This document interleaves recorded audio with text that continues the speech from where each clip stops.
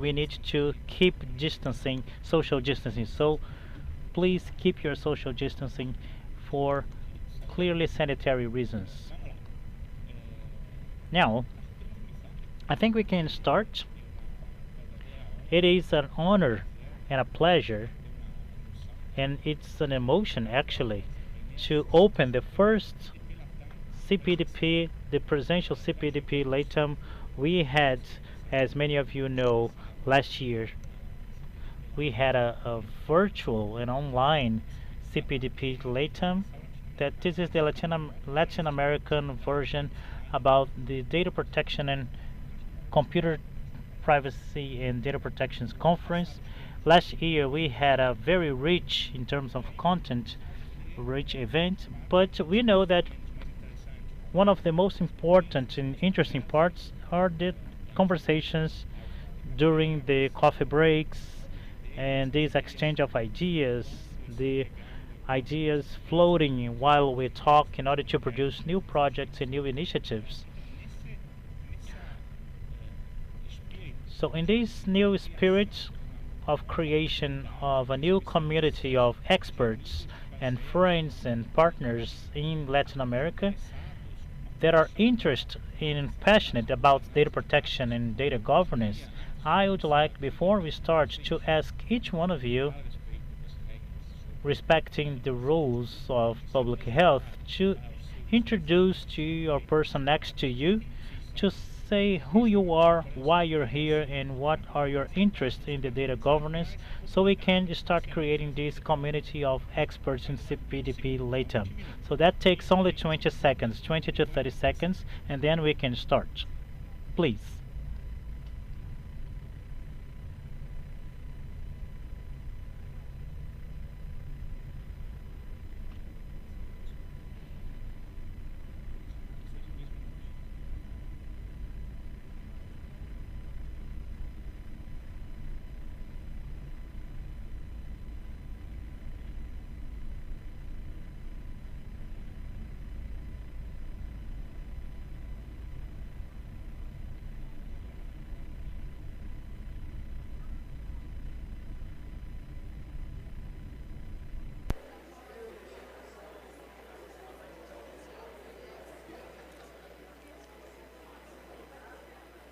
Bom, eu falei 20 segundos.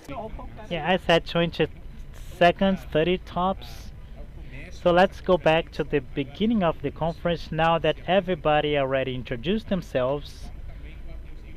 I understand that you are excited after 2 years of pandemic, but please now let's get into the hot topics of the conference. I'm going to ask our panelists to take your seats. We are going to start in 2 minutes. And I'm going to ask the panelists of the second segment to wait 10 more minutes because we are waiting for the last panelist to arrive. So let's start. This year, there is a very important topic in the CPDP last year. It is artificial intelligence and data protection in Latin America. Two topics I'm going to ask you now to end the introductions now.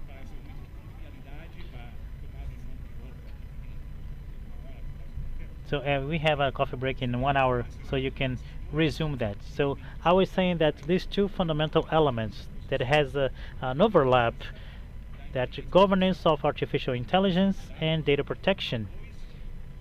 These are two essential topics, crucial topics, not only for our society and for our democracy and for our economy. That one of the certainties that the pandemic brought is that we are surrounded by devices and systems that collect continuously our data in order to elaborate inferences and make decisions on crucial topics in our life. The possibility of getting a loan, an insurance, to being selected by a university to a work depends more and more in an algorithm decision and big data. These inferences are extremely impacting, and extremely valuable. So the first general question that this conference should contribute to answer is that it doesn't matter who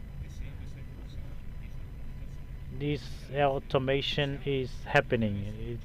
It doesn't matter if it is the social or the data holder or some companies or some governments that dominate this technology. This is one of the first questions that I think that CPDP Latam needs to answer or needs to try to answer in the perspective of Latin America. I think the second big problem that we have to face is that there is no solid answer yet that is coherent in Latin America to these topics because there is no dialogue. The objective of CPDP Latam is to provide this dialogue and this multi-stakeholder exchange with experts that cooperate together in order to solve those issues. 12 countries from Latin America adopted the data protection law. These laws are enough. These are the best strategies possible. So what are the tools that they offer? So it is possible that the laws adopted in the last 2 or 3 or 4 years can really solve such a complex problem. So let's hear the state of Ecuador here. So we adopted a law last year. The LGPD in Brazil is going to celebrate 4 years in 2 or 3 weeks. So we know that it is a context that is very far from what we used to call the data protection culture. So this awareness that is spread in the institutions, in the companies, of since something that the data protection is important. So I think that professor is here to, then I can pass the floor to Danilo Donella to his initial talk before we have the keynote speech. Danilo Donella is one of the favorite disciples of Professor.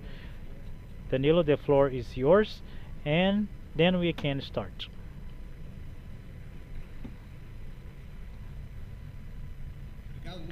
Thank you very much, Luca. It's a pleasure to be here in the opening of the in-person CPDP Latam.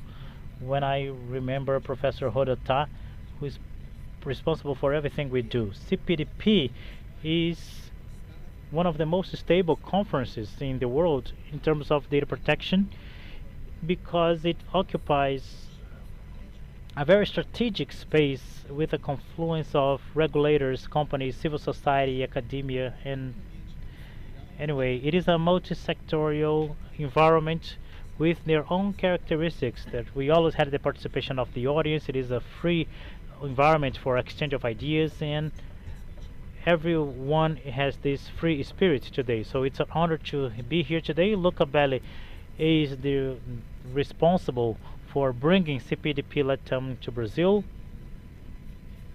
So he faced many challenges for that, and I want to thank him for the efforts. I hope he can continue with for a long time. And I am seeing here people who participate in CPDP Latam in Belgium, my friends Anna Brian.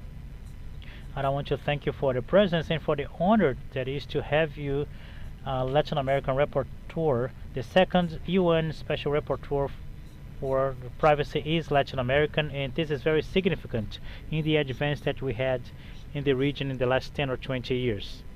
And we Brazilians are witness of that.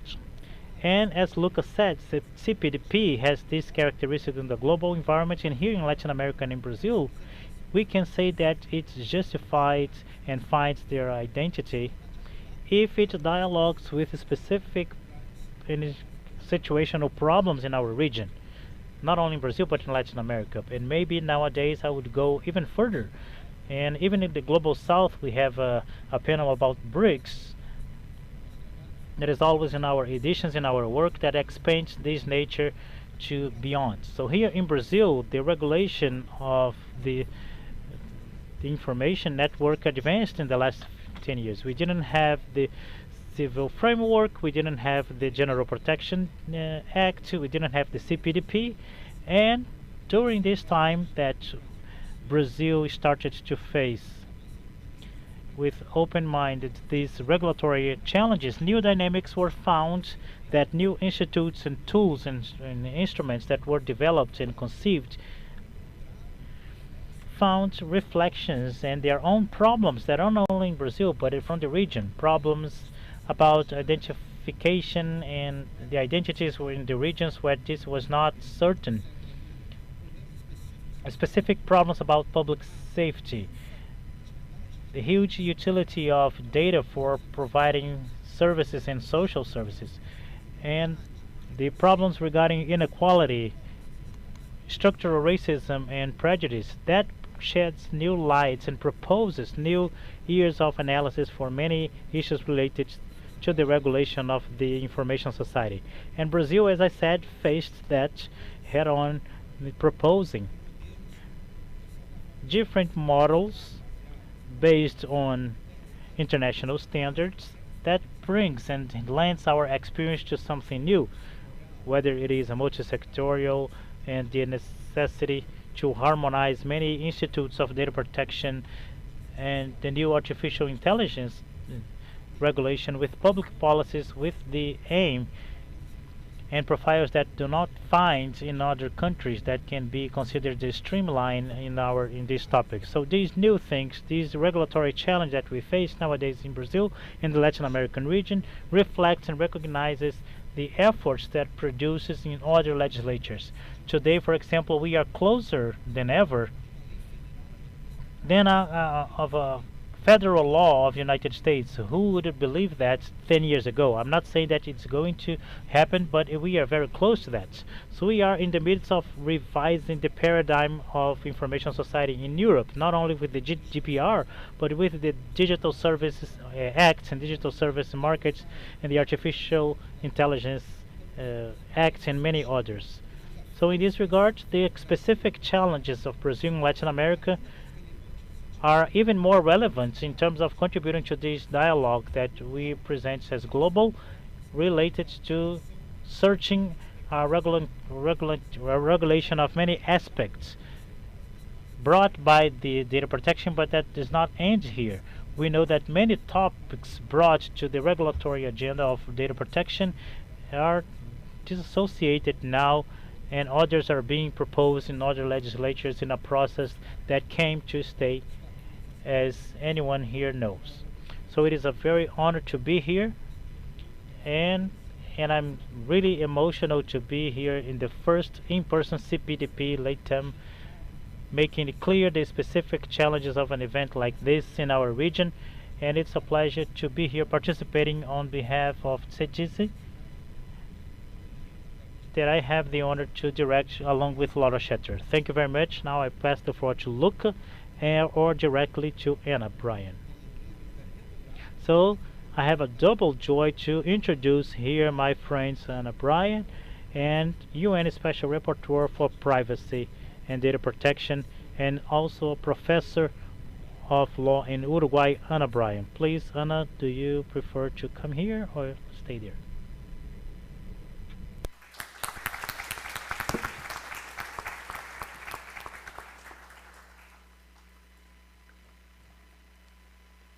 Buenos días a todos. Good morning, everyone. It's a pleasure and an honor for me to open this conference, and it is a beautiful relation between America and Europe in terms of data protection and privacy. CPDP has always kept a relation with our continent. We've always talked about generating this kind of instance. Currently, this relation is materialized in a version that is not only American but presential of this conference, that comprises the richness and human interaction and interdisciplinarity. It's an honor to me to be here once again in CPDP, And I've been there before in other events from the academic and professional understanding, and today it's a little bit different because I am the reporter of the UN in terms of privacy. Thank you very much. The brief progression the technologies have had, and also information and communications, brought a contribution to make available big companies and governments to a lot of information. This information circulates fastly in artificial intelligence systems, creating a clear disruption as a consequence of data being transformed into a clear input for the production, as it has a high value from the social point of view. The digital disruption is clear, and it influences our daily life and helps us save lives and detect infirmities and foment our productivity and improve the planet. We to organize our travels and finances. It has entered our kitchens and the automobile industry. We deal with the climate contingency and improve transportation and face urban planification. Basically, it has impacted clearly most part of the business models. We have manifestations like 3D printing, blockchain, improved reality, and also artificial intelligence. And we faced the pandemic, and also a lot of social changes, and the revolution that we saw in the last 2 years for global problems that transcended everything, and also the social disruption that is clear and manifested. We are facing times of change that will bring new forces to us. It's like artificial intelligence that incentives the speed of managing information and the best capacities to storage it, and it starts bringing space that is more stimulating to the human lives. Our intention as a special report of privacy to the UN is to work on artificial intelligence topics. It's our action plan that is materialized to work on this topic. We consider then that artificial intelligence has a transcendent place in people's lives, bringing a lot of benefits, and we can also say that artificial intelligence also brings some problems. The algorithms of the artificial intelligence systems and the automated relations for the decision making can bring information that are understood in some cases that is not similar to the real, and it can generate discrimination or segregation of people. So it can bring the population in general to show the lack of trust in artificial intelligence. The trust factor is an important ally that we have to consider. It doesn't matter how well it works on a specific topic that is dealing with artificial intelligence. It doesn't matter if we have regulatory effects, but it is very important that we can trust on artificial intelligence so that it can be developed in a favorable world. I don't want to say that we are transcending these elements. It's just that comparing to the value of trust, it has a value that is not so transcendent. La biotecnología, In terms of technology, artificial intelligence and biometry are potent to identify our abilities to process them and make use of them with good or bad intentions. On the other hand, the amount of information about the people, whether using the means of facial recognition and so on, they have sensible information that is political, of sexual relation, profession, relation, genetics, so it brings people to be discriminated. This is a presentation relation, like the Winsky case, or also the fragmentation of the society and therefore the polarization that is present in the communication since we see since as we see since January 21. But if we bring the human dimension, we also face other kind of situations, like of a person that doesn't understand the social provision of service,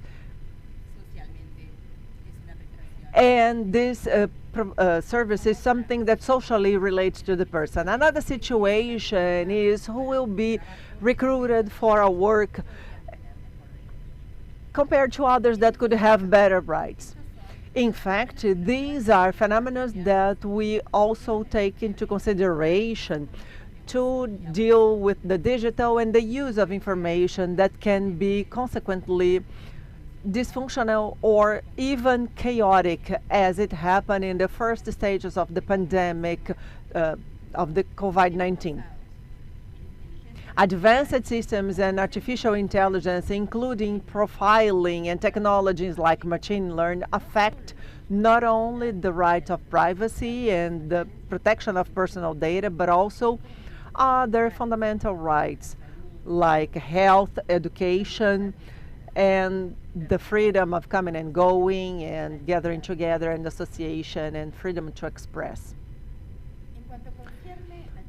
Concerning to the topic that we are discussing here, the moral topic of this meeting, both legal institutions of data protection and privacy are based in principles like consent, finality, proportionality, that in some sense are related and guided by artificial intelligence. All these principles must be respected, also in the virtual means. The ethical topics are an important factor to be taken into consideration as the elements of interpretation and integration.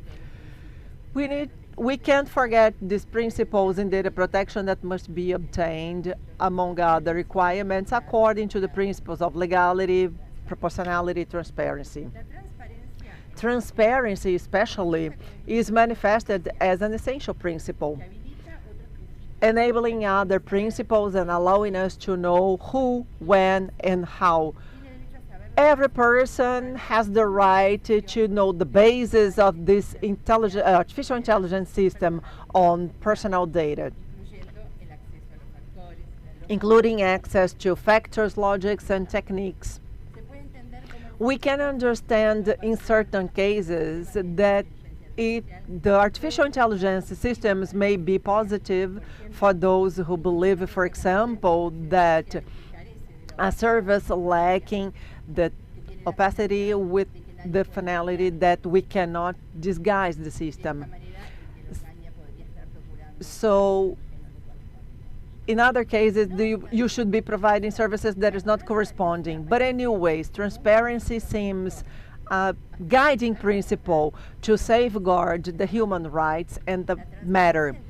Algorithmic transparency, on the other hand, is an important source of control of the artificial intelligence systems. All individuals are entitled to know the basis of the decisions of artificial intelligence, its determining factors and the techniques related to this end use. In fact, the technological innovation has faced a big challenge to human beings, the challenge of being positioned in the instance of vulnerability, because artificial intelligence is based on data management, and many of these data are personal data. So when personal data are being used, we cannot allow technological revolution to process it without important attention to the rights comprising the human rights that are mandatory. Therefore, there is the need to protect privacy and data protection. whether analyzing and assessing the risks to human beings about the use of data, or studying the impact of the artificial intelligence use and personal data use, or complying with the contingency of safety, emphasizing transparency and dealing with the accounts, inviting to the use of anonymous tools and methods to proactively make people responsible, and so on. Our focus is always about human rights in regulatory sense, but also from the point of view of an effective practical use. It's not only enough the legal rights, but we also need to consider and make them effective. We need legal instruments to give the effectiveness of the rights in an administrative or legal way. So the democratic state presupposes the existence of rights and also the possibility that they are effective. All these big changes that we are facing should never forget the human being.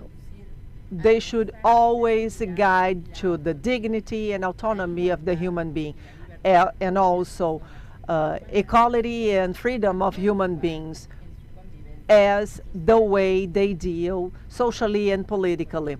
And why? Because the person is the origin and the end of every legal and political organization. Thank you very much for your attention.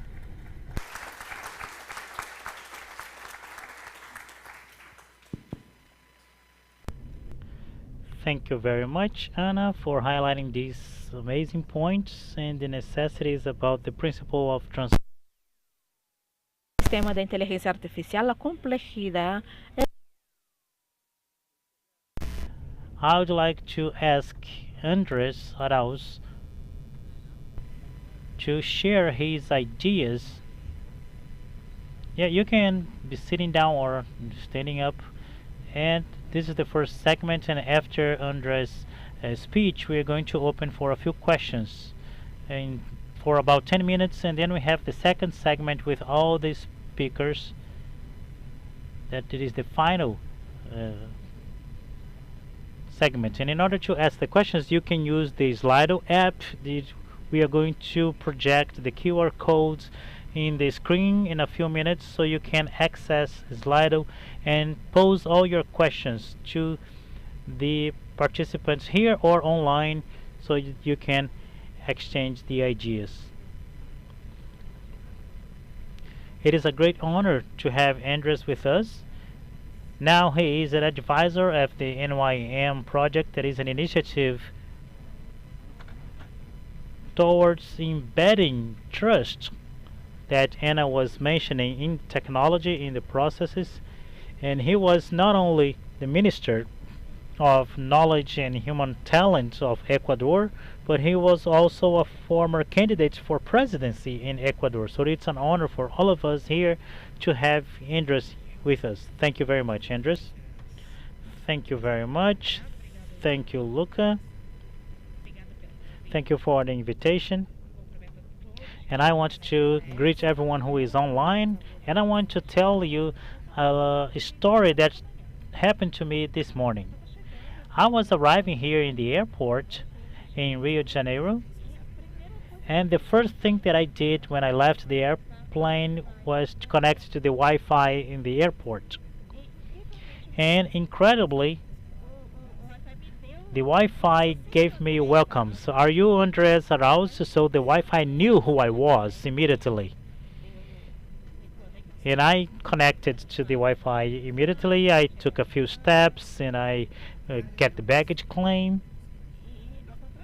And unlike what we imagine in the public health measures, on when somebody says, okay, take off your mask, we're going to go through the facial recognition filter, and then we advanced a little more in all this system of surveillance, the permanent surveillance system, since I got off the plane until the moment that we are inserted in society. So it's important to reflect on that, because the etymological interest of the word data in Latin, datum, or in French, donner,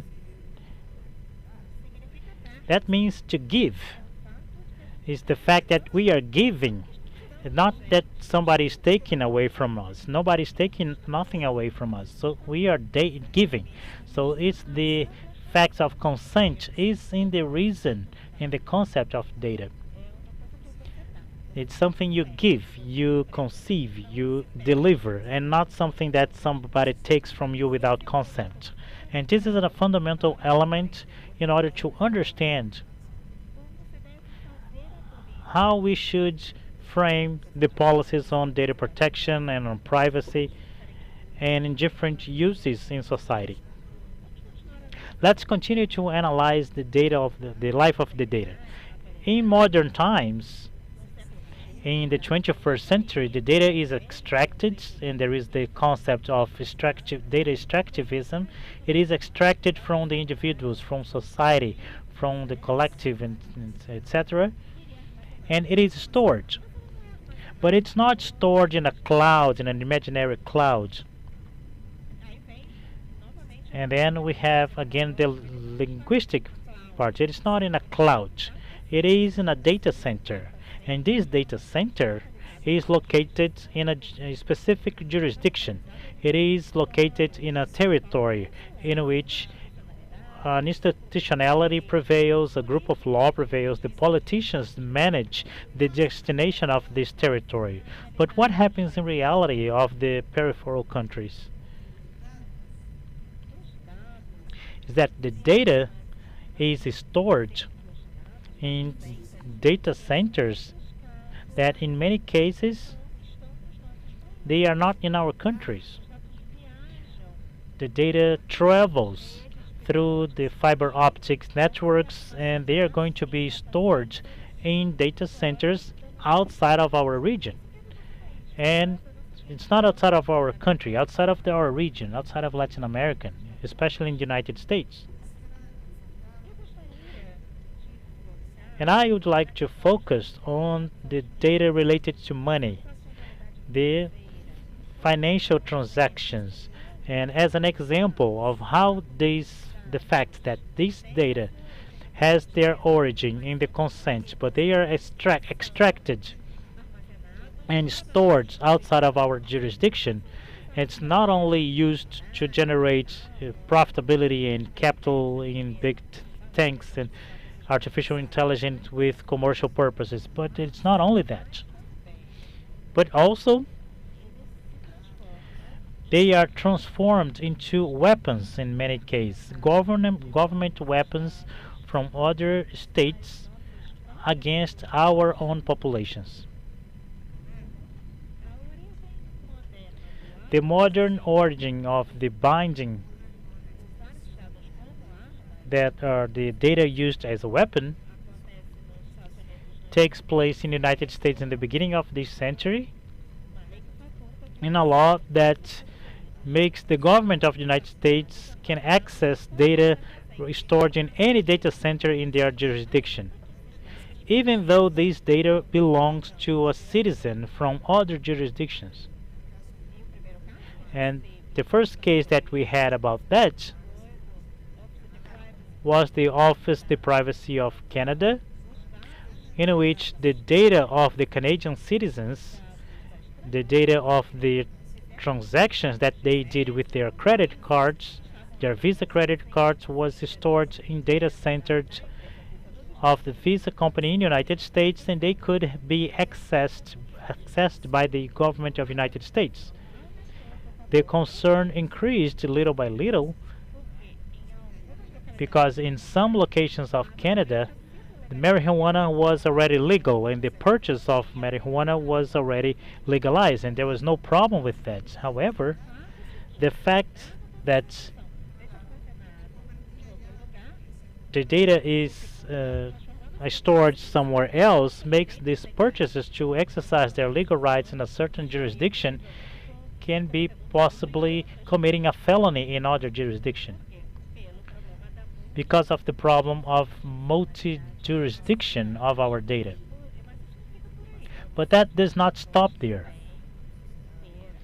We can look at the issue of our society as we can see this motor, for example, the financial transactions protection is one of the pillars of the U.S. Protection Agency.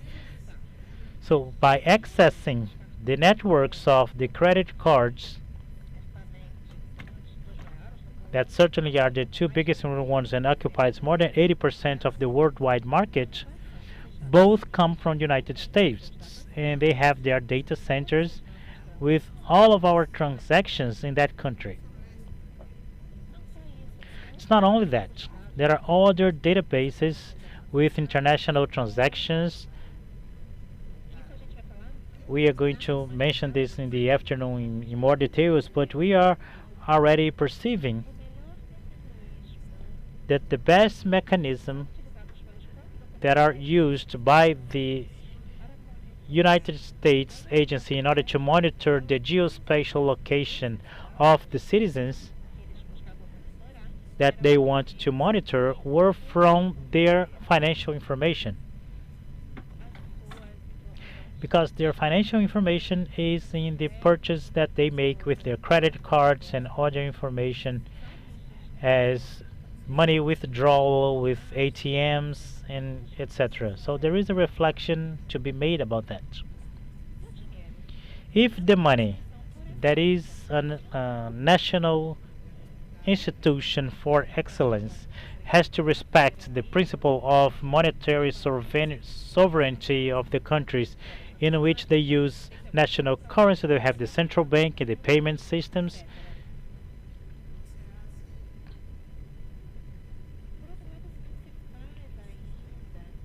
On the other hand, we don't make any political analysis and complete analysis about the privacy related to the sovereignty of this data, respecting the principles and also the guidance of politics and policies that a country can have towards this data. Maybe in a country there is more availability that this information can be shared from previous processes of anonymousness, and many other countries can have a total respect to the bank secrecy and this confidentiality, but there is nothing like that anymore. Because of the structure of the market, the data related to money and the credit card information and the plastic money, and by the dimension of the trans-jurisdiction dimension that it takes place related to the data centers, none of that happens anymore, and the information starts to flow and to be concentrated exclusively for purposes to use the data monitoring, the surveillance with weaponization purposes. But that didn't stop there with the revelation of Snowden and the measures taken at that moment. We had a very recent revelation from an investigation of the United States Senate that revealed that other intelligence agencies continue to have access to all the financial transactions from the international networks and also the credit card networks. And again, that generates to us the jurisdiction discussion. And I want to propose this reflection on the money-related data.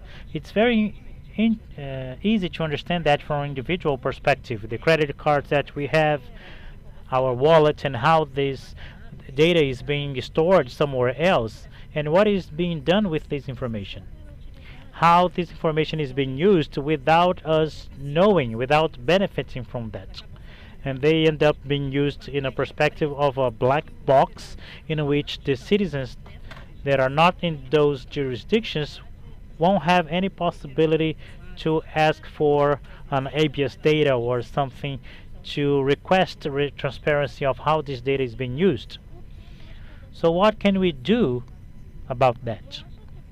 I think that part of the debate that we should carry out in these forums is to propose profound discussions and many bothersome discussions about the visibility of these algorithms. What other elements? It can be an elephant in the room or a blind spot that we are not seeing. It is the interrelationship between the data protection, the right to privacy, and the international legislation about what is being called the electronic commerce. The legislation that is being permanently discussed in the free trade agreements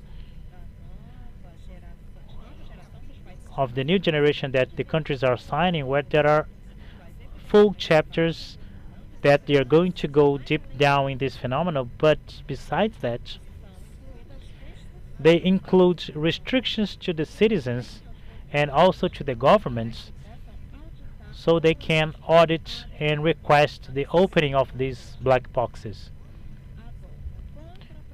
But now, about the principle of transparency, it will be illegal, as some recent treaties that were signed are already proposing, to enter the black boxes and to audit them to see what is inside. We are respecting the non-discrimination agreement, to not dipping down in elements as structural racism, or we don't know because we cannot analyze that.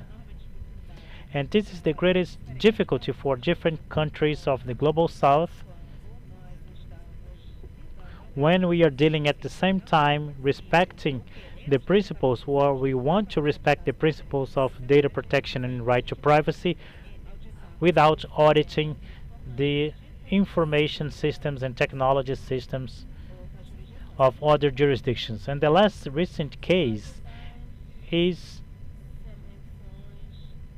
the case of these elections in Colombia.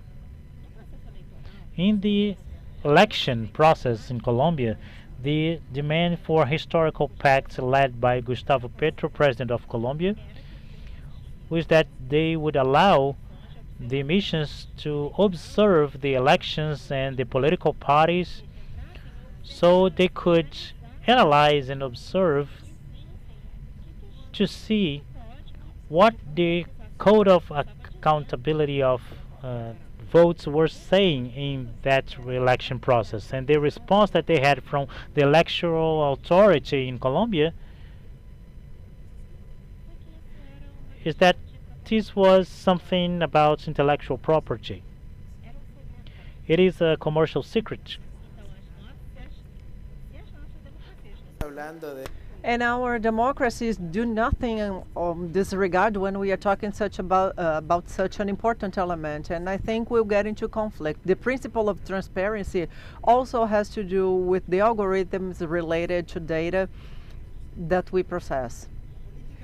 The public policy is extremely comprehensive, not only in terms of approval of legislation related to data protection and privacy, but also in each one of the sectorial elements that we find and where now the data are the basic inputs. We need to avoid the extractivism of reports and be aware about the needs of having policies to improve the sovereignty of the data, not only for protectionism or to push up the digital economy domestically in our region or fomenting the local entrepreneurs. No, not only that, but also so that we can understand the effective tutoring related to these guarantees that we have in our legislation. Thank you very much.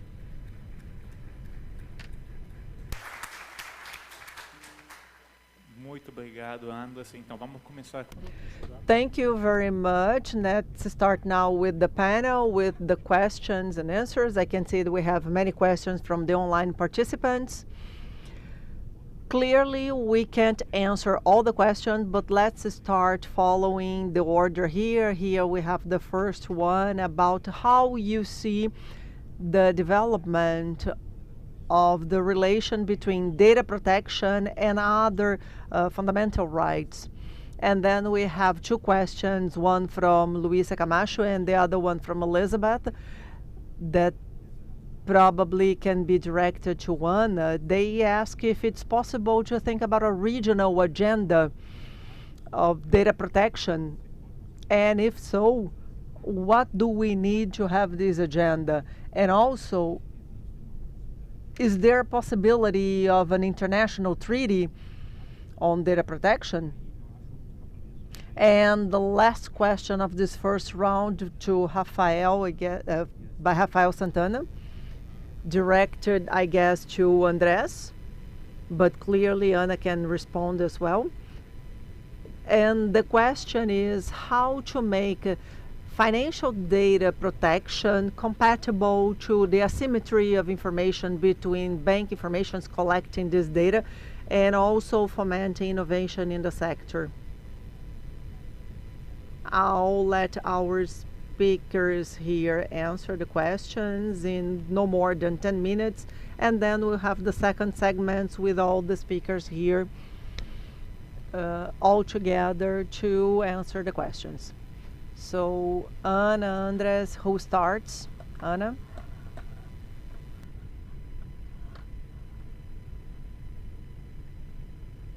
So the first question is about the development of data protection along with other human rights.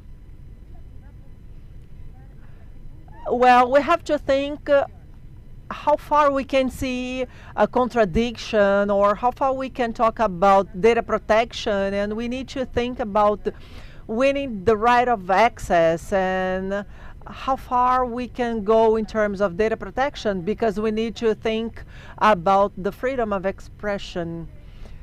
Personally, I understand that there is no this opposition in this sense.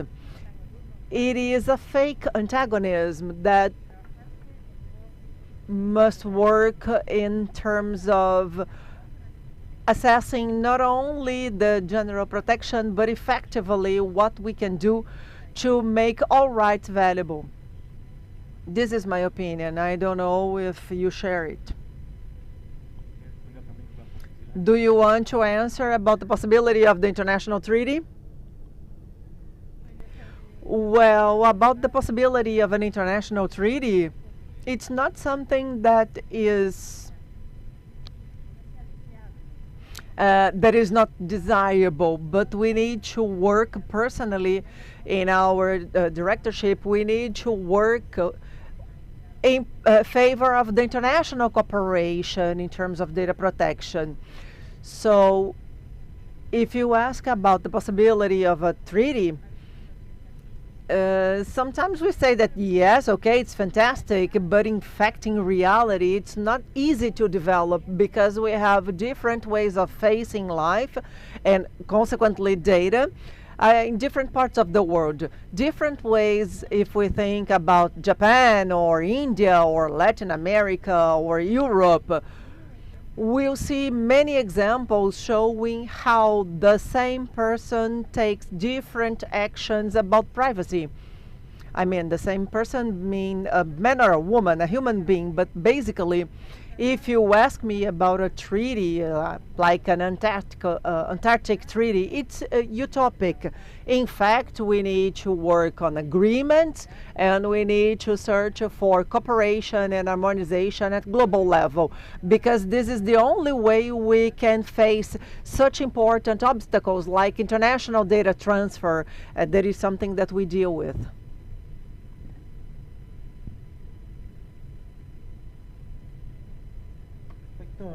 Well, regarding the question about financial information and money data and the possibility of pushing up and fomenting the development and innovation, I think that yes, there is a way to find it directly, and probably the solution goes through more protagonism of the national jurisdictions and national regulators, and a lot of cooperation among the national bodies of data protection, like the central bank, that little by little not only implies the progression of a political perspective, but also dealing with the market structure in such a way that transnationality will be important in national pay systems and not only transnational plastic money. So it opens a lot of possibilities to foment big amount of financial innovation, and then we have many examples in this sense here in Brazil with the PIX initiative. I think can be an example, and also in India with the development of the payment system, the public payment system in English, and in Latin America we also have some experience in this sense. So there is this possibility, and obviously respecting the local realities, but we need to think more comprehensively, because there is a point in which we also need to search for data protection from the individual agency that deals with the data. And then we see that not necessarily all of them will be able to help to be the lawyers. I mean, we need to organize collectively, because it is very important to have a law, but also to design the technology, because the technology should be designed in such a way to ensure the human rights. And how to make that, as we have a lot of technological progression, so that some principles are embedded in the terminology and the technology, and how to ensure the rights in the same technology and infrastructure, and the way data communicate and travel in the telecommunication networks and so on and on. I think this is also important. Wonderful. I think we can now start the second segment, and all the speakers in this first session are very much welcome here. So I would like to invite first Valdemar Gonçalves, that is the head of the National Authority of Data Protection. Welcome. Tiago Dias, Secretary of Innovation to the Technological Development in Rio. Welcome. Also Nina da Hora, that is a member of the Board Council of Security in TikTok, and she also works at FGV. Welcome, Nina. And last but not least, clearly, my dear friend Renata Avila, that is CEO of the Open Arts Foundation. Let's have a round of applause to them.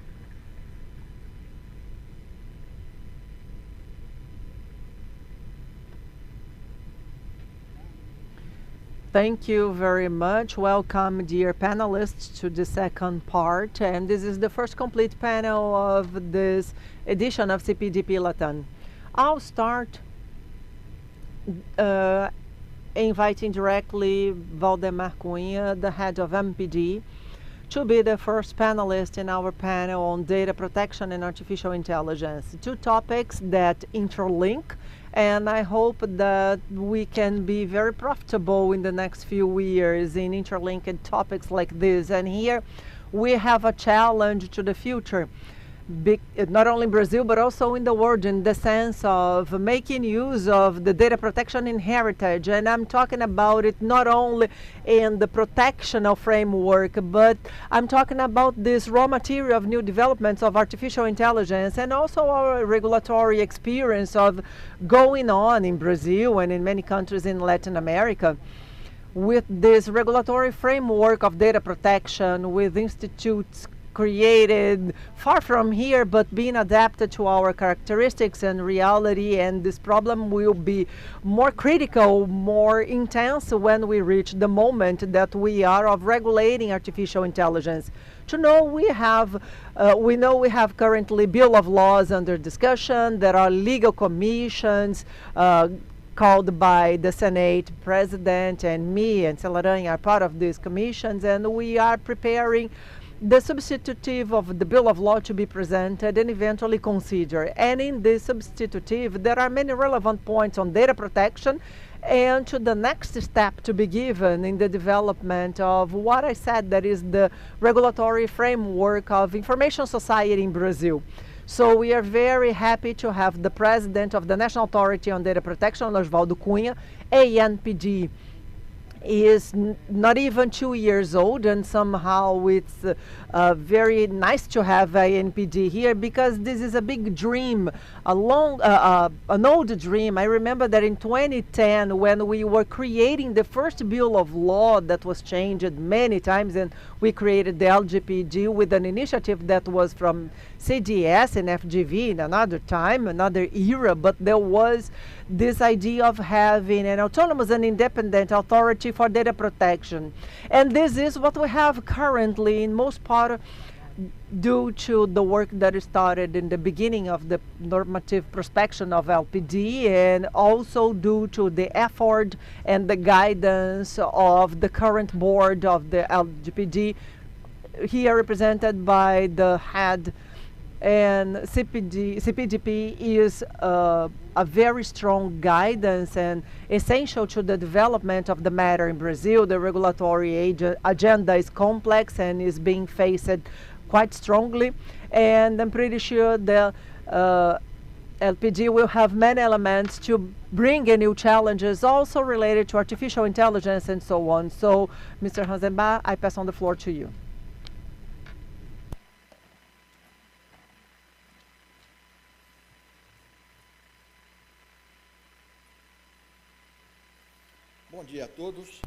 Good morning, everyone.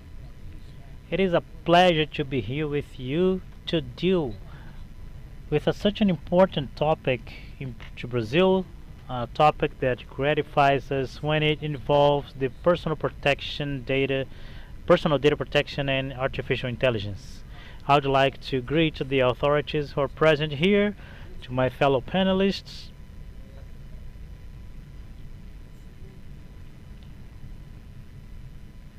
This is the second CPDP.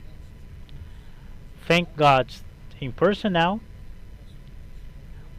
Whenever we meet each other after many virtual meetings where we would see only people on the screen, I have the huge pleasure to have these in-person meetings where we have a coffee break, where we can talk in a closer manner and to understand each other better. I want to congratulate the organization of the event, that it already became one of the greatest conferences on privacy and data protection in the world. I want to also congratulate the initiative and the work of FGV Law School for preparing a line of debates and such a hot topic and important topic that is artificial intelligence and data protection in Latin America. In a moment that Brazil is discussing legislation and regulation about artificial intelligence, we have the need to debate the intersection between these matters. Therefore, CPDP is an opportunity to gather closer perspectives closer to Brazil, with an important occasion for countries with closer realities can express their problems and solutions for the sector. The current society of information is influenced by tools and digital services that produce effects in all of our social life, economic life, and political life. Within the families, in the relationships as students, consumers, and citizens. So in public life in general. One of the most recent technological paradigms that has affected the exercise of human rights and fundamental freedoms, especially the right to privacy and personal data protection, is artificial intelligence. We know that artificial intelligence can bring a lot of benefits to society. However, the same way there are negative risks that need to be well understood and treated so they don't prevail on the positive aspects. With that purpose, in a public hearing 1 year ago in the House of Representatives, we reinforced the idea that a public debate about regulation of AI can be as broad as possible and is effectively made with caution, considering the complexity of the topic. Today, the debate is in the National Congress in more mature formats with the composition of a legal experts committee that is fostering the debate with national and international experts. Although the title of this panel is a complicated relationship between AI and data protection, I would like to propose a distinct approach with this following provocation. The relationship between AI and data protection, does it need to be complicated? In a way to demonstrate that there is a lot of synergy between these two topics, I'm going to revisit a few of the arguments presented in the Congress public hearing, where we highlighted the principles and guidelines that come from the LGPD and also should be applied to the universe of artificial intelligence. At first, I talk about trust, transparency, and respect to the fundamental rights. LGPD, the Data Protection Act, has as one of its foundations the protection of human rights, highlighting the privacy and the self-determination. The law still mentions the respect to freedom of speech, the free competition, the defense of the consumers, the free development of their personality, human dignity, and the exercise of citizenship.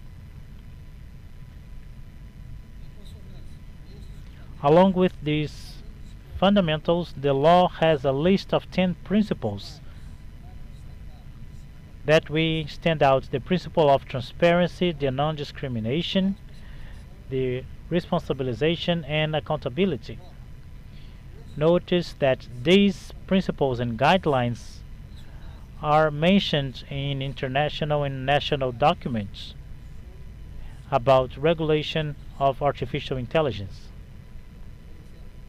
For example, the Brazilian strategy of artificial intelligence emphasized the 3 principles that I mentioned in the list of strategic actions to promote an artificial intelligence that is ethic. Internationally, I mentioned the recommendations of the OECD about artificial intelligence that refers to these principles. Another symmetry point between data protection and the regulation of artificial intelligence is the approach based on risks. We know that LGPD is recognized for being a robust regulation and flexible because it adopted what is known as a risk-based approach that describes the different levels of regulatory risks according to the degree of risks of the activity. Besides that, the law has as one of its main principles of responsibility and accountability, also known as accountability, that gives highlight to a proactive treatment to the agents that so they can manage the risks of the activities of data protection. Another aspect that emphasizes this approach is the design of reports and data protection pacts, and instruments that help in the risk management made by the treatment agents in the communication of these assessments with ANPD. Likewise, the artificial intelligence debates has fostered the adoption of risk-based approaches, as the case of the proposal that is being enacted in the European legislation. Similarly, many experts has defended the adoption of risk-based approach during public hearings in the Federal Senate. Some of them also highlighted that this risk-based approach does not mean a regulation. We will stop having a rights-based approach the same way that it takes place in LGPD, fostering that both approaches can walk hand in hand. Lastly, I would like to reinforce the role of a regulator body facing the inability of having a detailed regulation of all the aspects related to AI to the purpose of assuring the established norms in an occasional law about the topic. It is important to forecast governance structures and regulation structures. Here, it is important to highlight that the General Data Protection Law already has competences to ANPD to cherish for the data protection agencies when it involves the use of artificial intelligence. From one side, the law assures the data holders the right to request revision of decisions based on the artificial intelligence systems, determining that the organizations can provide clear information about the criteria used. On the other hand, the competence to issue regulation about the topic, ANPD has a legal mandate in order to make audits with the purpose of verifying discriminatory aspects in the use of AI. That way, without harming the establishment of order governance structures, we are going to define in the future legislation, and it's noticeable that artificial intelligence is already an object of regulation of ANPD. Whenever the AI system treats personal data, I hope that with these reflections that I bring to you, you can perceive that there's no why having a complicated relationship between data protection and artificial intelligence. On the contrary, artificial intelligence, for it to be ethical and trustworthy, it should be aligned with LGPD and with guidelines derived from this law, and that they can be applied to this new technology. While concluding my speech, I wish you had a great success in this event so you can help develop the education in this sector. I believe that the encouragement to the multi-sectorial debates allied with the evaluation of innovative approaches and the development of data protection technologies can produce countless benefits to the regulated and the regulators. I hope that the CPDP Latam 2022 can expand as a Latin American platform for the discussion about protection, privacy, and technology. And in the next year, we can have more people thinking and more ideas flowing for the protection of our regulated. Thank you very much.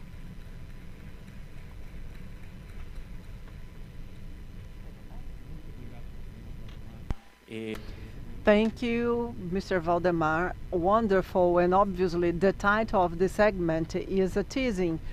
So we are ensuring complex relations that don't need to be complicated. It's the contrary. LGPD, since its implementation, is a powerful ally to simplify this relation and make it more ethical and sustainable.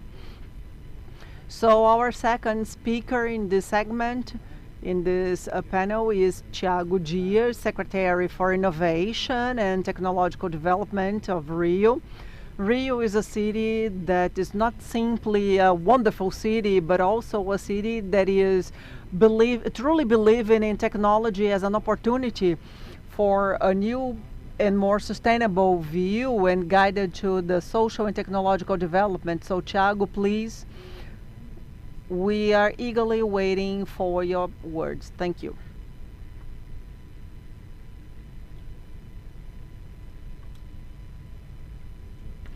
Good morning, everyone. Thank you, Professor Luca, for the invitation. It's a pleasure to be here talking to all of you.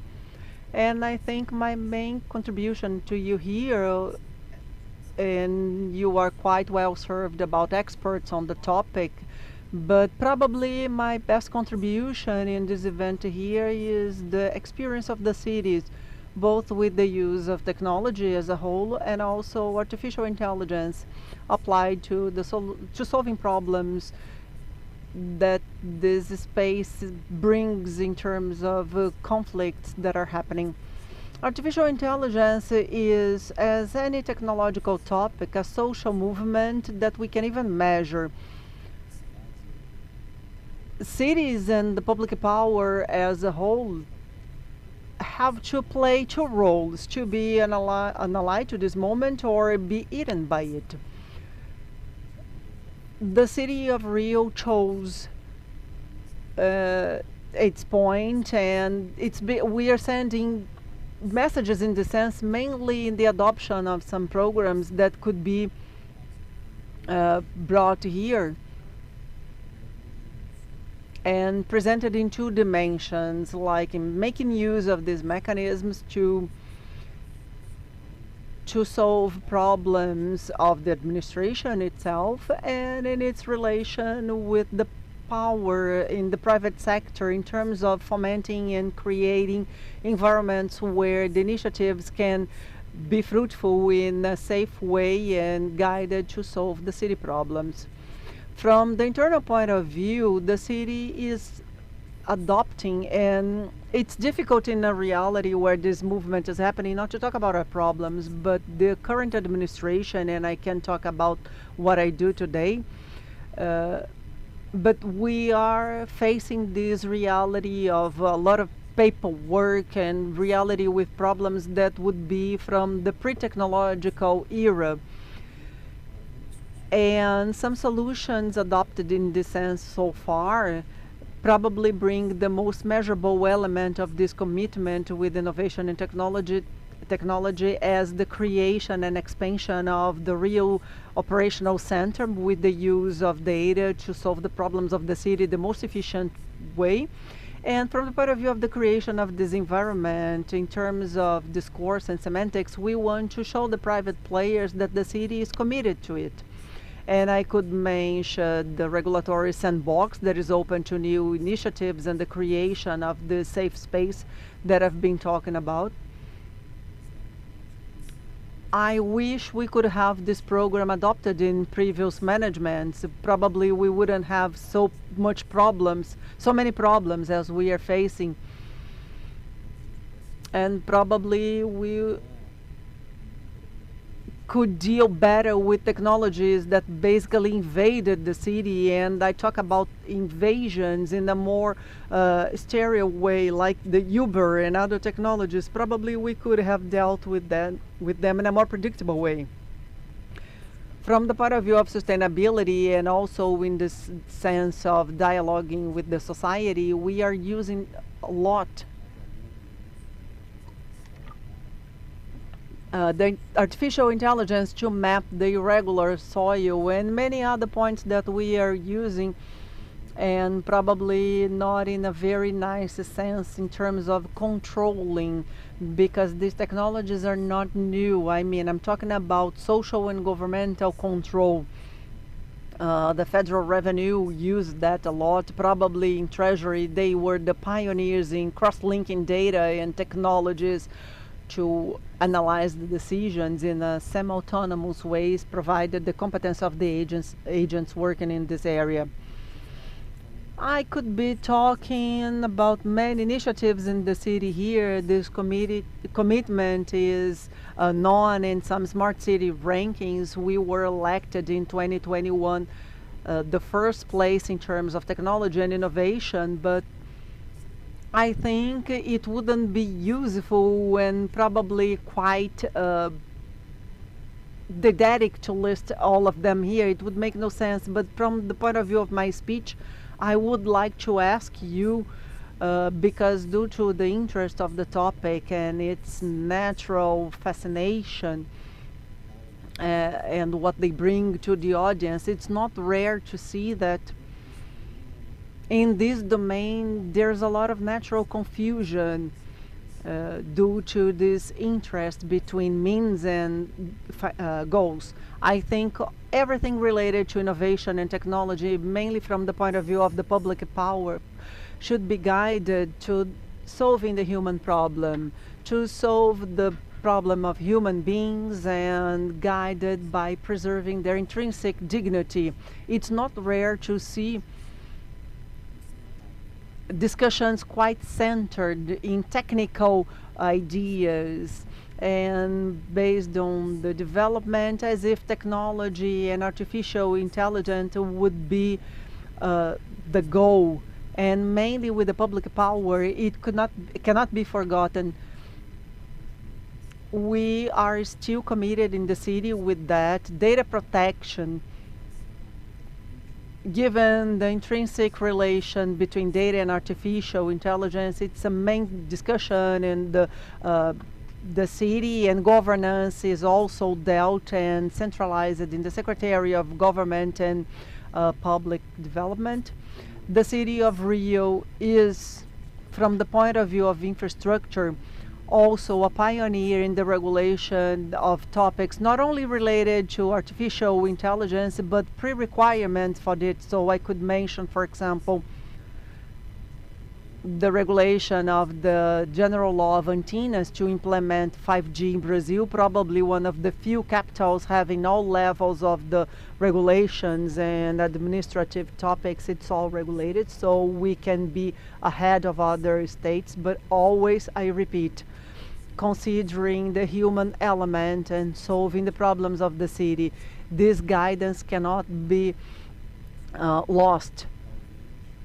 Otherwise, we would probably lose the meaning of what is the public power and how it can deal with this kind of technology.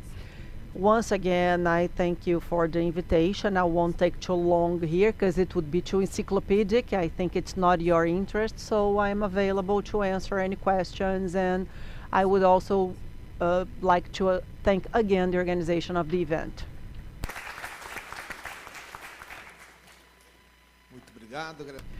Thank you very much, Tiago. And now we open to the new topic related to the challenges of artificial intelligence related to data production also, and the algorithmic discrimination that eventually, in the case of countries that are not centers of development and technology, add some extra difficulties, especially because many models and many algorithms of models of application and implementation of algorithms are not exactly moderated according to the local reality. That's why we are happy to have Nina da Hora here for her speech. Nina?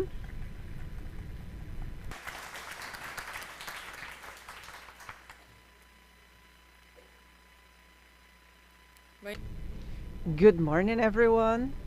Are you fine? Okay. If you are not from Rio, you can see a nice weather, and if you are from Rio, we thank for that. We hope it is this way, keeps this way. Anyway, it's just an icebreaker because this topic has generated a lot of discussions and debates, and not always the decision making is right, facing the different problems in different contexts that this relation bring of data protection and AI. I'll share my speech in two topics because today I have positions on society to allow me to see 360 degrees on the debate. The first moment is more related to the platforms because it is a context that ends up going beyond this relation, and it's not quite well established how we deal with the different data being available in platforms that were not thought and created in the Brazilian context. So we understand all the benefits of globalization, whether related to languages or the exchanges that we have in events like this. But specifically in Brazil, I was paying a lot of attention to my colleague Andres on facial recognition in Ecuador, because this discussion here in Brazil is still very new.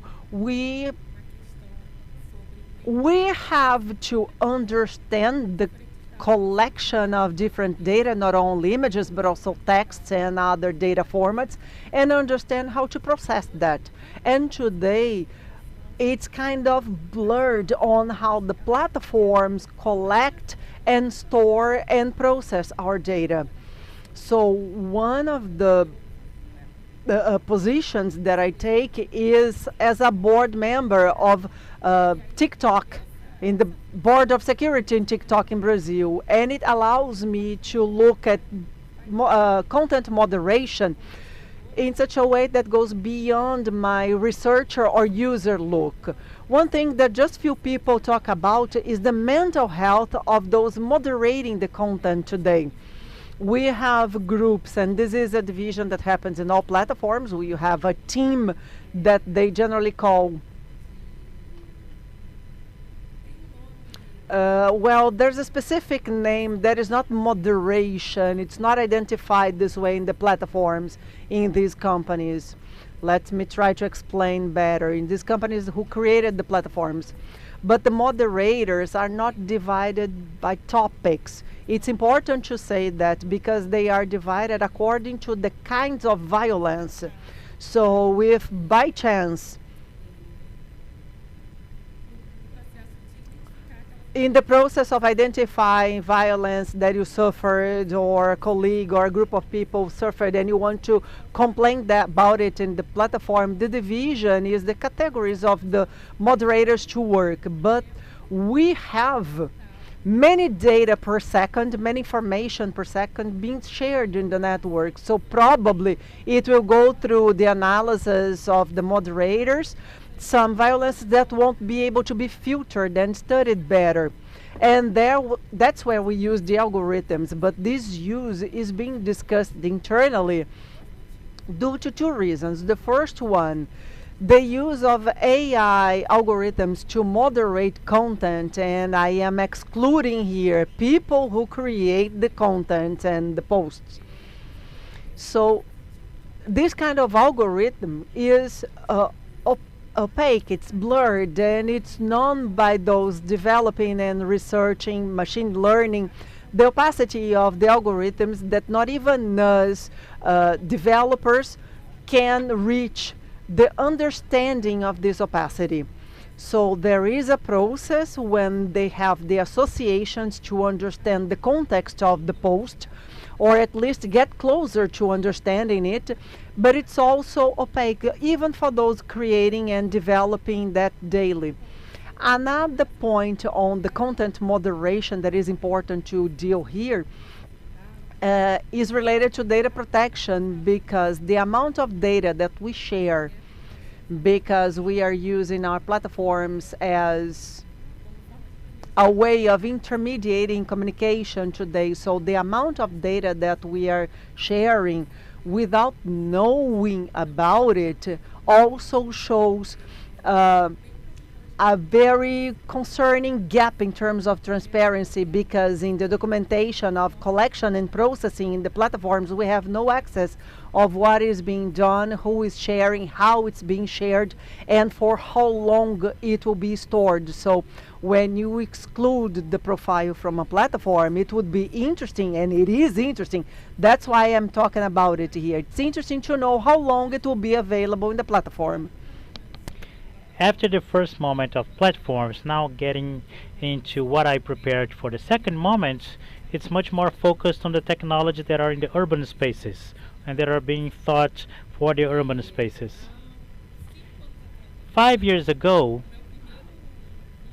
one of my first projects of research was Internet of Things, because at the time I was very much interested in knowing how these business would revolutionize the urban spaces with Wi-Fi available for everyone, that you could connect in a faster manner to connect people with the same in the same space, the same room, and how would you have access to services, to access to essential services quickly, because we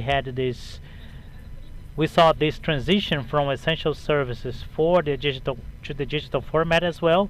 And I had the opportunity to study that in the university of the Catholic University here in Rio de Janeiro. And I was a little bit worried because we didn't have debate about responsibility of those who were creating and developing these new technologies. And I wanted to bring to our discussion not only to foster questions but to hear from our colleagues about responsibility, because we talked about technology tools and the benefits that these tools have generated in our lives. We had example during the pandemic, but we need to know about the responsibility and regulating tool or AI tools includes making a group responsible or a person responsible about the umbrella of the creation of the tool. For a few years, we consolidated to leave the responsibility in the hands of the developers.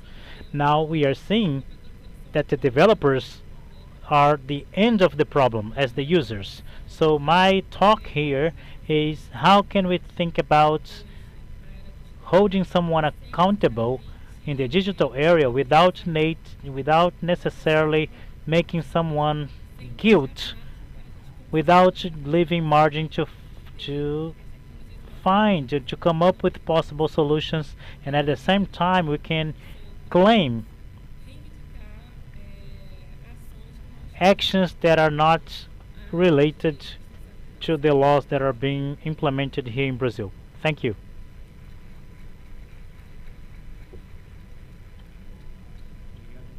Thank you very much, Nina.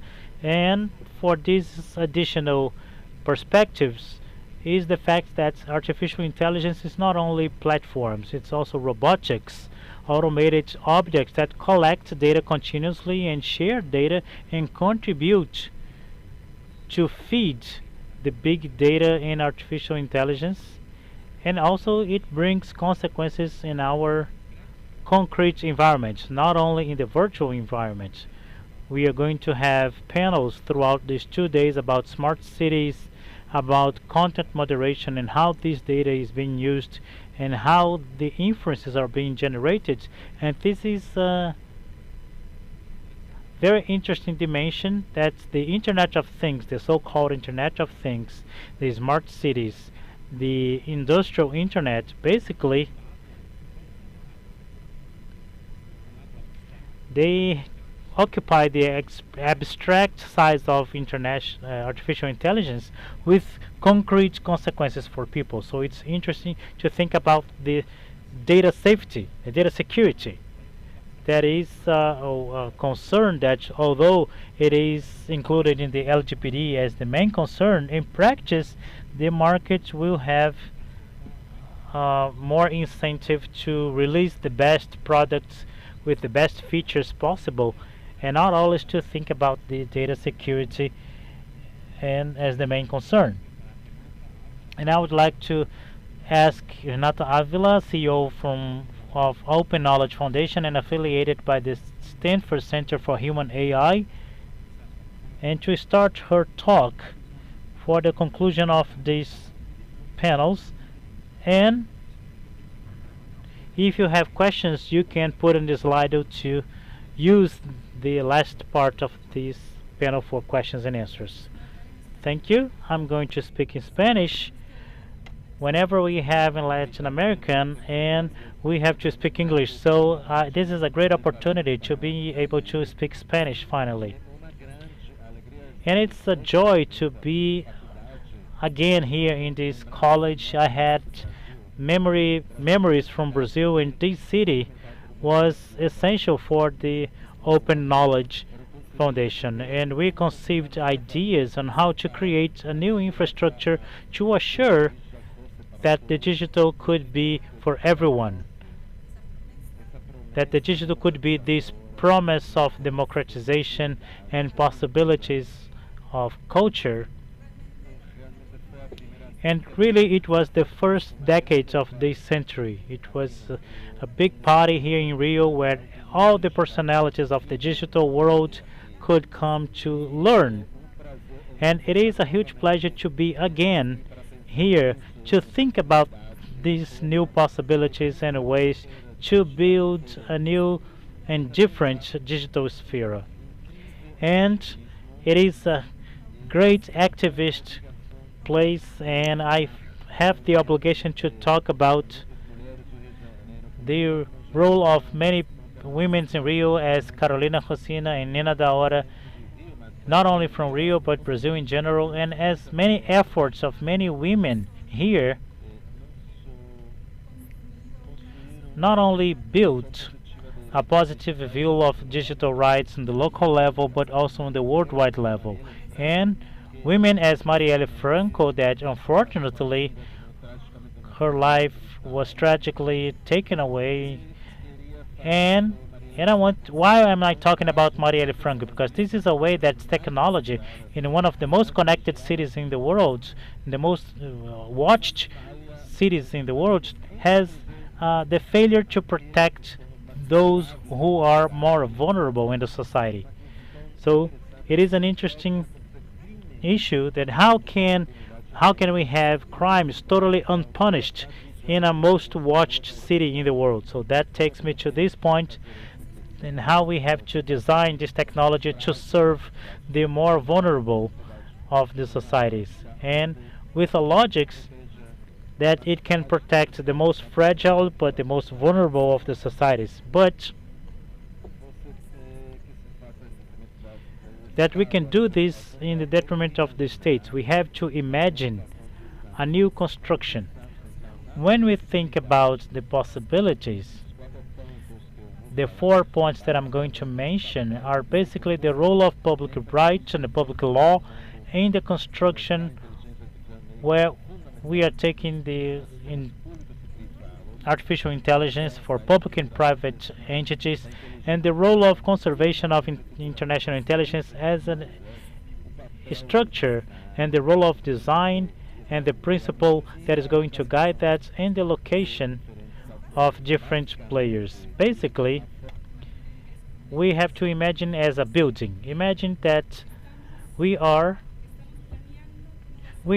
planning a great city, and a great city that can serve to our times, that is ecologically eco-friendly, that is functional, modern, and beautiful. And the problem is that the building that we are using as a model, the technology that we have today and as it is built, is absolutely disastrous. It is extractive. It is, imagine a building that is about to collapse, as we can put something and more structure to hold it, and where the people who enter the building can look that we have the obligation to protect these buildings. We have to wear protection lenses, and we have to wear masks. And now in this new level that we built in the building, we have to put more protection, to put a mask and to put a helmet and a special suit. This is the idea, and this is the way in which the regulation is putting more and more parts and putting the burden so our rights can be protected. It's not only that, it is a building where the owner of the building does not have the burden. Usually the owners of the buildings make the pacts with the institutions, and we have seen that in the case of Uber, make pacts with institutions in order to establish rules on how this building will work. And the people who have to get in the building, many times they seem to have exercising their fundamental rights, as the access to education, for example, as the topic of the COVID in the online education. They have to include this model of broken design, because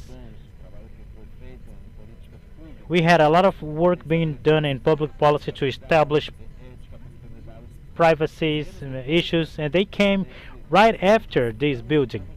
So we are in a artificial intelligence issue. We are in a crossroads, and this is a very complicated decision to be made.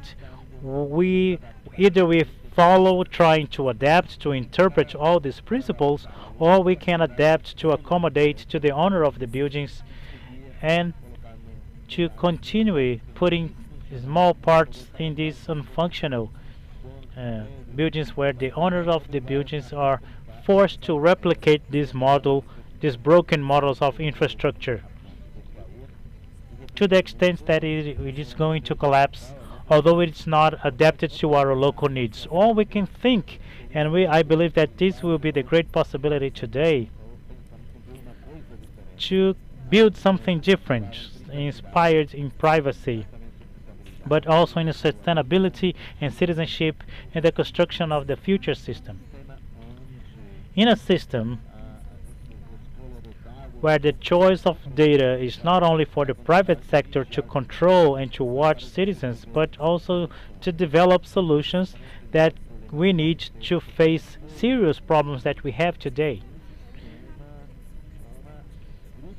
A system or a group of systems or a group of buildings or digital spaces where the possibility of small data that maybe is not important for multinational companies that control the biggest developments of artificial intelligence, that might be relevant, but they can make a difference for local communities. We have to think locally and to add to the community where the public and private sector can be benefited together, and where we can really translate since the beginning into actions without spending 10 years with the litigation as we had with the previous operations. So we need to express our location and to adapt to our surroundings without putting people in risks, in putting the priorities, and the public spaces, the public service spaces where the inclusion and diversity and our place can be part of these advanced systems. And mostly that it can conduct our society with the principle of the design, and also brings possibility to interconnect and generate efforts from the differences. This is what technology of the dreams, and this is what I can contribute to Latin America.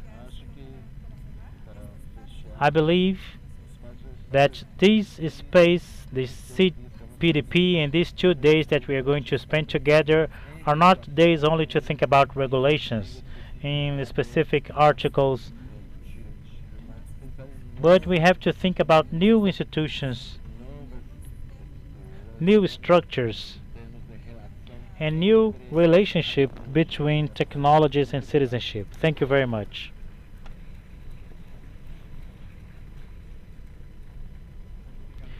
Thank you, Renata, to highlight the necessity to have a view behind the technological developments and an architecture that can be participatory, and the human element has the human in the center of our concerns. And I also want to remind you that throughout these 2 days we have panels about digital transformation and how these views and these plannings can be conjugated with the requests of the other sectors and other stakeholders, so we can try to change and not only entering this building that is falling, that as Renata mentioned, but to build different architectures that are more open, more solid, and more sustainable. Now let's start with the last segment of questions and answers. I can see here in this slide a lot of questions being asked, and I'm going to start with the first 3 questions that I can see here. The first one is how to conciliate the right of transparency of artificial intelligence with the trade secrets of the technology company. This tension between one side the demand for transparency and the company that needs to protect their business secrets. And then for the implement of smart city technologies looking at vulnerable regions, is it possible to integrate the outskirts of the city in the innovation? And the last question of Leandro that I'm going to read here. The belief that artificial intelligence is equivalent to the existing of thinking machines can take the regulators to not to hold humans accountable and the people behind these systems. Now, I would like to ask the speakers if you want to answer the first question. I think Thiago and President Valdemar as well. So you have the microphones there. You can start, Thiago. Well, about technology and inclusion, in my speech, I avoid to go deeper on these programs that deal with this creation of an environment that is friendly in terms of innovation. But there is a program that I particularly believe should be approached here in a deeper way to address this topic. If it's possible to use that as an inclusion tool and have people that somehow are assigned from the public goods on the center of this debate, and there is no how to forget talking about program of cariocas. This is something that started on something that called our attention, that was our pace of unfulfilled spots in technology and programming, and that moment the study showed about 24,000 spots in the city per year. So we were talking about a flow that was huge. And on the other hand, we had our studies showing that job spots in technology, especially in programming in general, they have salaries that are above the average, considering this change between demand and offer. And also related to that, in the management of the secretary that came before me, we said, well, bringing these people and giving opportunity to these people to enter this technological environment with this kind of job position is something, is especially talking about inclusion of these people. We are talking about 3,000 reais monthly average in a situation where generally the income is half of that. And it would be dealt in households with people that don't earn that normally. And in this context, we said, well, we need to develop that. The mayor, Eduardo Paes, agreed on that. He's committed to innovation and technology. And last Friday, we launched this program so people can enroll. And this program give priority to black people, transgenders, and women, considering the depth of these social segments in the technology market. It is for decreasing selection, considering the place of residence, so the job positions are filled by people living in the poorer areas first. And by the way, I'll make use of this space to tell you that you can enroll. It's open for that. So answering the question, yes, it's possible. This dimension is possible. As it was in other moments of humanity, I mean, to detach technology from workforce. It happened in the Industrial Revolution or previous technologies. I mean, we didn't have in the past technician working on locomotives or enough training and relevant training to comply with the demand. So this gap has some problems in terms of the workforce, the use of the workforce. But today, if the society with its background start in the same position with this new starting point, this starting point tends, considering the uneven distribution of resources and also access to ways of learning these tools, it tends to be increasing this gap among people. So we observed the opportunity, we made a decision, and I think the answer is yes, Luca. It's not only the possibility of using this window for inclusion, but it is being used in the city of Rio. Sobre transparência. What about transparency? I'll get a typical case of LGPD alive. We've been discussing what to do to respect both laws, and we've been presenting in a clear way that there is no antagonic laws. They are complementary laws. And along with the people of CGU and the Directorship of Transparency, we created a methodology that whenever there is a possibility of a conflicting interpretation, we work together to give our technical opinion. So we get together and we present something as a single solution to that case presented. And the same should happen, I mean, when there is LGPD and artificial intelligence, the teams will be together and discussing and having a single opinion to the problem. I don't see any conflicts when we are talking about transparency. I mean, not everything should be revealed.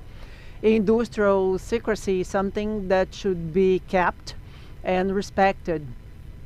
So I see no problems a long time. Thank you very much. Now let's keep reading the questions sent remotely. I would like to make 2 of them and once again open to the panelists who would like to answer. So first, Lucia Camacho. Is it possible to think about a regional data protection agenda? And if so, what is missing for it to be adopted? And the second question of an anonymous user, the question is how to deal with the huge technical financial asymmetries in different sectors dealing with artificial intelligence and data protection.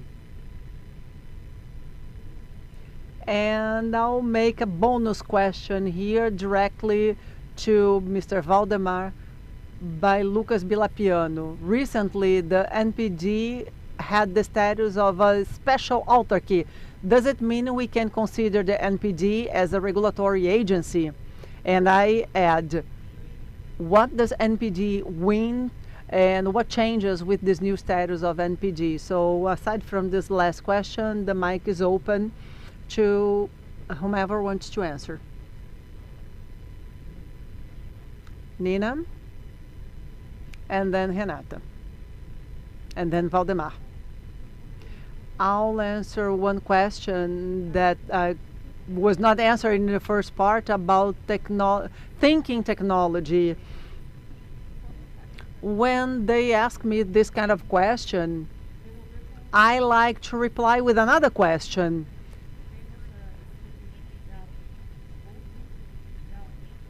Well, machines with this kind of artificial intelligence, they don't recognize this kind of errors, and we have to advise it. We recognize the errors without any notice, and machines can't go so deep in terms of thinking.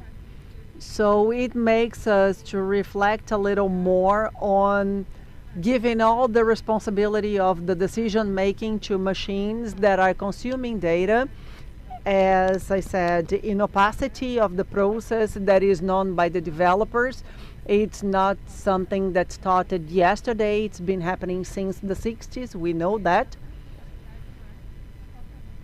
So we cannot give all the responsibility to machines that are supposedly being defined as the new human brain. Once we know that we couldn't even understand completely our brains, according to neuroscience experts. So we need to be very careful and especially think about care on the looks of society when we consider that these technologies can be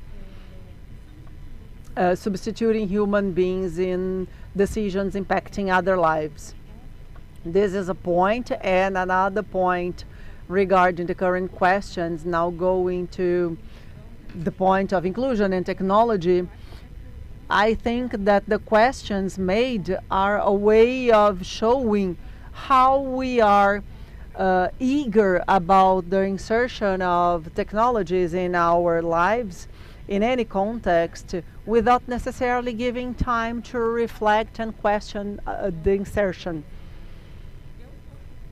I am the result of programs that happen in neighborhoods or addresses that are marginalized in the capital of the city, and therefore I can bring this discussion that not only trainings in technology is important, but mainly the critical thinking to question what is being created, because the way it is today, unfortunately, only the developers are responsible for what happened. So we need to be open to this critical thinking, to question what was made in the case of this question.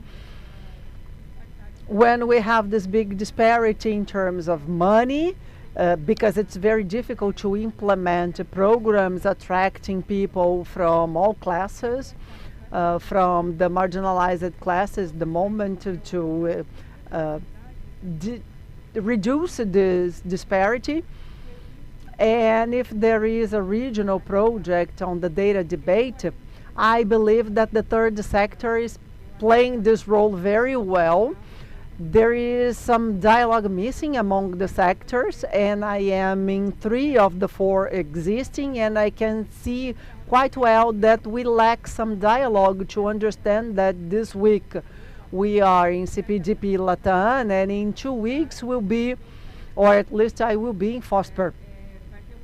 There will be, besides this event for data and Amazon, there will be another event of the School of Data for the re-education or education on data for the North region in Brazil. It must be visible not only here, but to the other sectors for this debate. So I believe it's happening. This is an agenda that was thought for more than a year. But we still miss this close dialogue. It's not only a dialogue to question the other sectors, but mainly to know what to give, what we can do together. So I believe this is the way to get closer to the existing agendas on data and the regional context in Brazil. Well, now to answer briefly about the regional interaction, obviously it's possible, it's necessary and urgent. An example, imagine how frustrating it is not to have integrated systems in Latin America. Imagine how beautiful it would be to take a train in Buenos Aires to come to Rio and then to Caracas. So if we had something like this, it would be the equivalent of thinking about an integrated system of data, a digital integrated system, not only about markets, but social infrastructures as well.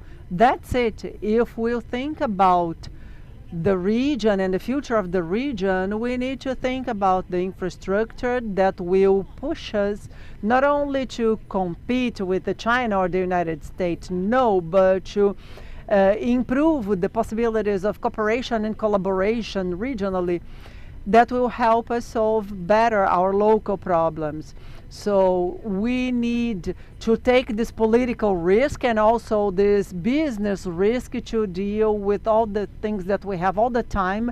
We need a lot of imagination, a lot of coordination and interdisciplinarity.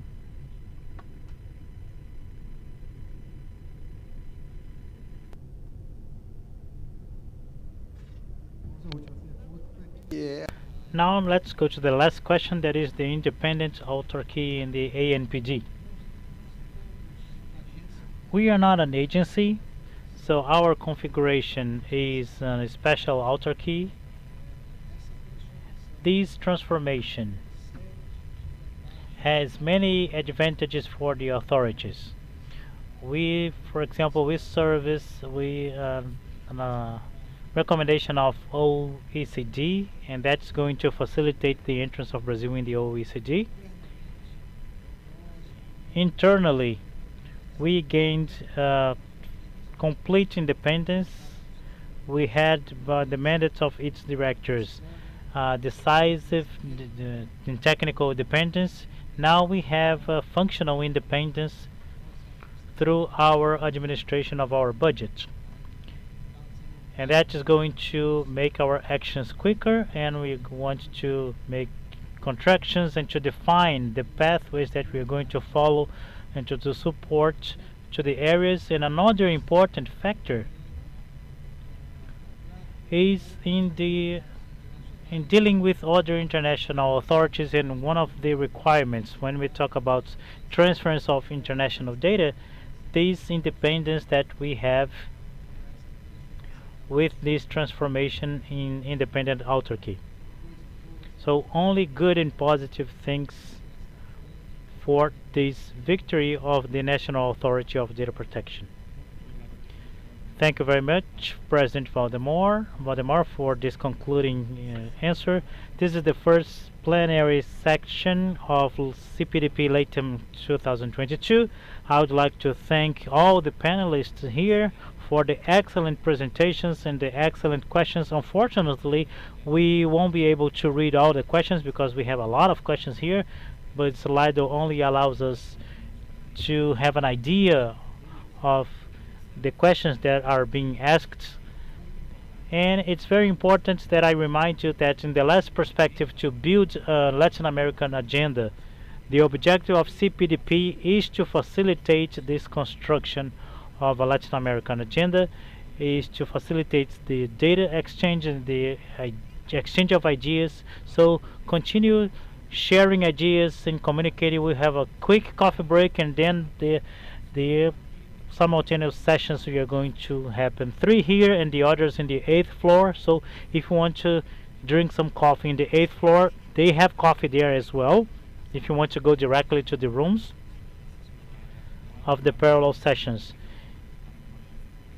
Thank you very much, everyone, and we close the first plenary session.